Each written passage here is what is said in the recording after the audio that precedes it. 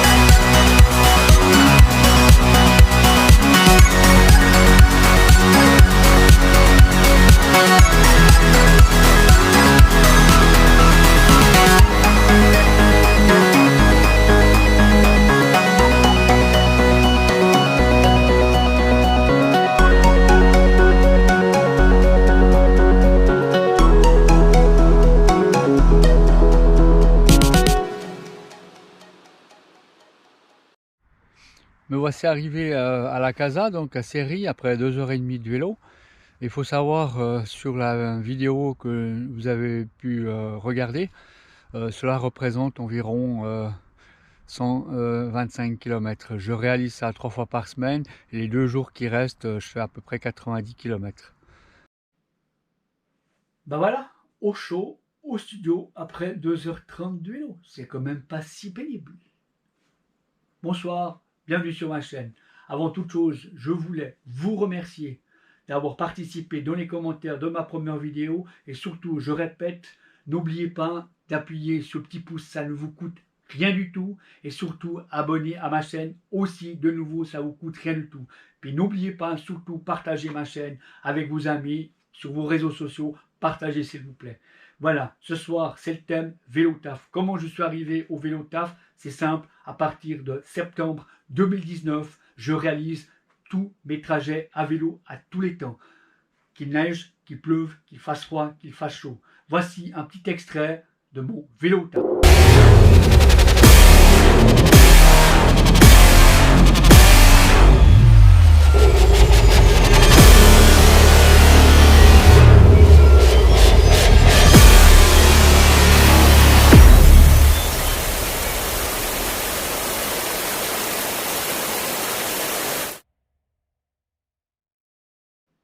Complètement malade le percan. Et non, pourquoi je fais ça? Parce que le mot essentiel, plaisir. Le mot plaisir, je vais vous le dire sur la fin. Actuellement, je vais parler organisation qui tourne autour de mon vélo taf.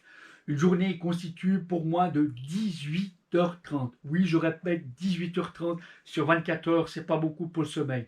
Question de sommeil, il y aura un sujet aussi beaucoup plus tard, mais cette fois-ci, ce sera le médecin qui va parler. Je n'ai pas le niveau de parler de ça. Donc moi, je vous donne déjà rendez-vous dans quelques semaines, voire peut-être quelques mois, sur le sujet, sur le sommeil. Mais en attendant, voilà mon organisation sur mon vélo taf.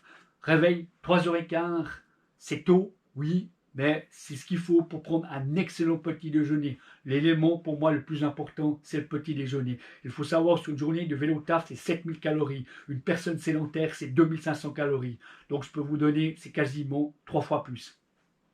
Ensuite, après un petit déjeuner, avant de partir, un élément pour moi qui est très important, c'est l'élément météo. Parce que le matin, je sais comment je peux partir, mais le soir, je ne sais pas comment je peux rentrer. Donc je vais regarder plus ou moins la météo que je vais avoir surtout pour le retour. Et c'est là que ça va être déterminant, l'habillement. En parlant de l'habillement, prochaine vidéo, dimanche prochain, on va s'habiller sous la pluie. Comment?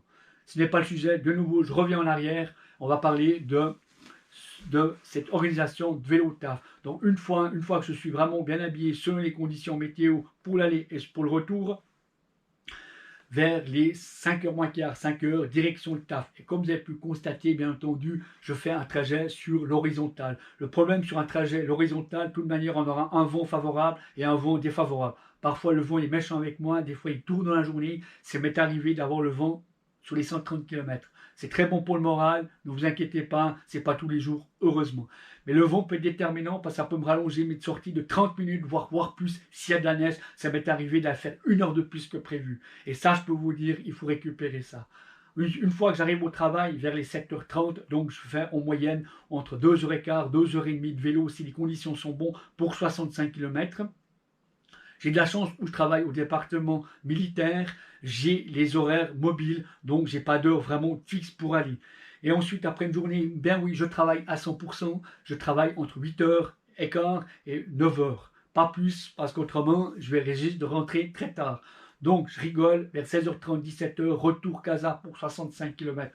Une fois que je suis arrivé à la maison, dans les jambes, j'ai environ 130 km, un peu moins, des fois plus. C'est une douche qui m'attend, qui est très très agréable. Et après, le plus important aussi, c'est le repas du soir préparé par ma petite chérie. Les calories, je dois les reprendre parce que n'oubliez pas, le matin, on reprend. Comment je suis arrivé à faire du vélo aussi, il faut aller progressivement. Le plus important aussi, c'est garder le côté plaisir. N'oubliez pas, le vélo taf, pour moi, c'est un moyen de transport. Arrêtez, regardez le chronomètre, arrêtez de faire une compétition sur un segment. Si vous voulez faire la compétition, vous avez les dimanches pour ça.